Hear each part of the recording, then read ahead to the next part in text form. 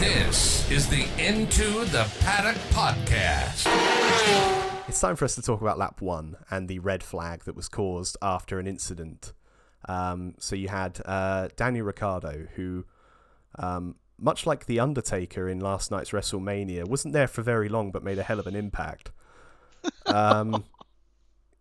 You had a terrible start on both RBs actually had terrible starts on the softer rubber or the harder rubber, put themselves right in the quagmire through the first couple of corners, and then you had the situation where Daniel Ricciardo was caught sort of in a sandwich with Lance Stroll on his left but not alongside, just kind of looking left on the exit of turn 1 and 2. And then you had Alex Albon, who once Daniel Ricciardo had a big moment on the exit of the corner, slowed right up. Albon got to his outside as they approached the S's. Daniel Ricciardo admitted that he was looking in his mirror at Lance, didn't see Alex, went to straighten up the corner, pushed Albon off, both in the barriers rather heavily. Now, the stewards ruled it as a racing incident on lap 1, which is not unsurprising. They've done it before. However, it was clearly Daniel Ricciardo's fault. Whether he should have got a penalty or not is neither here nor there. I would argue that he should have got a penalty because you're meant to be one of the best racing drivers in the world. It doesn't matter if it's lap 1, you should be looking everywhere. They banned Romain Grosjean from a race at Spa a few years ago for what could be argued as a lap 1 incident. What do you guys think of the incident? It's not great for Daniel Ricciardo at a point of his career where he is heavily under observation and at threat of losing his seat. I mean, he is, but I will say was everybody racing hard on lap 1? I mean, Alex kind of went for a gap that was shrinking a little bit before he got there, right? So, yeah, Daniel squeezed him, but Alex also put himself in that position, you know? You got to know that move was happening, especially in that section of the track. The whole crowd is moving to the right to get set up for the left-hand turn going into the next part of the S's, right? So, I don't know.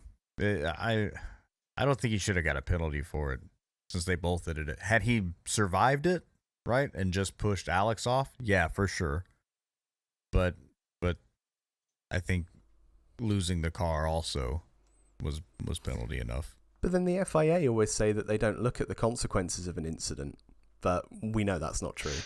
So come on, man. I completely agree with you. Come on, man. I completely agree with you though.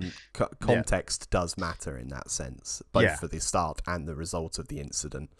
I would argue that when Daniel had his moment on the exit of the corner, when he realised he was slow off, he should have expected that there would be a car to his outside, given that they were all amongst each other in the previous corner anyway.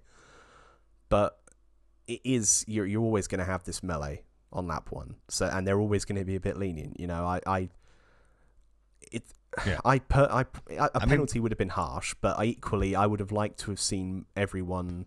You know, everyone was rushing to his defence, being like, "Oh, it's not his fault." You know, it's just. You know, it was his fault, but it's also it can be your fault and a racing deal.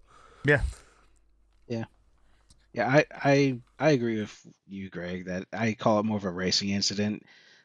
Nothing malicious. I don't think it was worthy of a penalty or anything, but I also agree. Alex put his car in a bad spot. You make a move to the outside of somebody and you're not like fully alongside, you're kind of asking for trouble to happen. The cone of death. You're in the cone of death visually to drivers around you.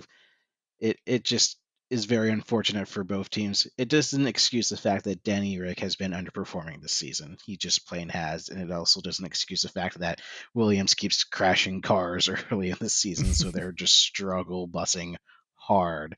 So it's just unfortunate for both teams and drivers that are struggling early in the season. Yeah, and I think the thing with Daniel that's going to be the larger consequence of this is obviously we know he's under this pressure and could lose his seat at any time, really. If you believe the rumours, he had a couple of races starting from this race to prove he should stay. We don't know whether that's true, but it wouldn't be unlikely from the Red Bull Junior team. Whilst this lap 1 incident that has happened to many drivers and will happen to many other drivers afterwards might not go against him, it's an opportunity for him to prove he should be there that is not happening. And I think the real test is obviously going to be, like we've heard after the race, that for the next race in China, which is not this weekend but the weekend after, Daniel is going to be having a new chassis, because he believes that there is a chassis problem with his car. There has been since the start of the season, which is why he does not feel comfortable.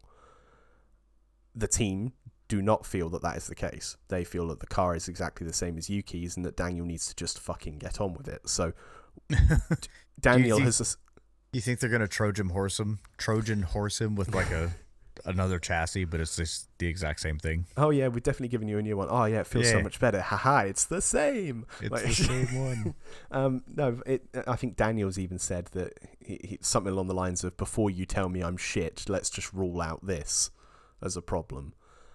So that's a good line. Yeah. The real proof of the pudding is going to be in China and however many other races he gets afterwards. If his performance magically improves, then yeah, maybe the chassis was the problem.